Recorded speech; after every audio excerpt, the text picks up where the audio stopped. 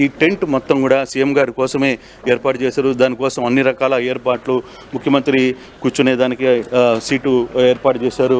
At the same time వచ్చిన ఎంపీలు కావచ్చు, ఎమ్మెల్యేలతో కావచ్చు, ఏదైనా ఇంపార్టెంట్ ఇష్యూ మాట్లాడాలనుకున్నప్పుడు దానికి ఎటువంటి ఏర్పాట్లు చేయాలో ఎన్ని ఏర్పాట్లు కూడా చేసిన పరిస్థితి అయితే ఉంది.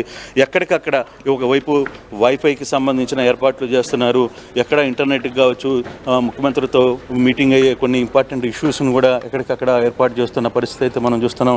పూర్తిగా కూడా సెక్యూరిటీ అన్ని రకాల ఏర్పాట్లకి పూర్తయింది. మహానాడులో అసలుకి కంప్లీట్గా ఎక్కడ ఒక చిన్న పొరపాటు జరగడానికి వీలు లేదని ముఖ్యమంత్రి పదే పదే చెప్తున్నారు. At the same time Lokesh ఒకటే క్లియర్గా చెప్తున్న పరిస్థితి, ఇక్కడ అంత పెద్ద వర్షం వచ్చినా ఒక్క వ్యక్తి కూడా జారి కింద పడకూడదు అని చెప్పి ఆయన ఆదేశాలు ఇచ్చారు. ఆ నేపథ్యంలోనే కింద గ్రౌండ్ దగ్గర నుంచి, మ్యాట్ దగ్గర నుంచి చూసుకుంటే ఎక్కడ కూడా ఎటువంటి ప్రాబ్లమ్స్ రాకుండా ఏర్పాటు చేయాల్సిన పరిస్థితిని చాలా క్లియర్గా చూసుకుంటున్న పరిస్థితి అయితే ఉంది. సో ఈ 2-3 రకాలుగా ఏర్పాట్లు అయితే చేసిన పరిస్థితి. ప్రసాద్, ఇక్కడ కూడా ఇంకొక కార్యాలయాన్ని కూడా ఇక్కడ ఏర్పాటు చేశారు పరిస్థితి. ఇక్కడ వైఫై తర్వాత ఇతర పరిస్థితులన్నింటి కూడా ఏర్పాటు చేసిన పరిస్థితి అయితే ఉంది. మనం చూసుకుంటే కంప్లీట్గా వైఫై ఇవన్నీ కూడా ఏర్పాటు చేశారు. ఎక్కడ ఎటువంటి ఇబ్బందులు జరగకూడదు అంటే 3 రకాల వ్యవహారాలను ఇక్కడ నడుపుతున్న పరిస్థితి. మరోవైపు కేవలం ఇక్కడ 3 అంటే ఇటువంటి హాల్స్, ఈ టెంట్లో 4 హాల్స్ని ఏర్పాటు చేశారు. ఎక్కడైనా సరే ఏది ఇంపార్టెంట్, పార్ట్ 1, పార్ట్ 2, పార్ట్ 3 లాగా చాలా రకాలుగా ఇంపార్టెంట్ వ్యక్తులతో ఏం మాట్లాడాలి అన్నీ కూడా ముఖ్యమంత్రి గారు ఈ 3 రోజులు ఇక్కడి నుంచే తన దిశానిర్దేశం మొత్తం కూడా ఇక్కడి నుంచి నడపబోతున్నారు.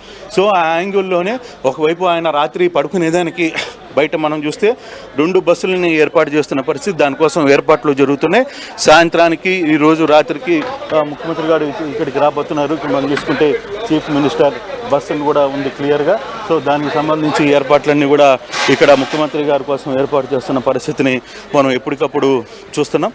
సో ఆ ఏర్పాట్లన్నీ కూడా వీళ్ళు చేస్తున్నారు. ఎక్కడ కూడా ఒక చిన్న ఇబ్బంది రాకూడదు, ఎటువంటి చిన్న ఇష్యూస్ రాకూడదు. ఆయన క్లియర్గా ముందే చెప్తూ వచ్చారు.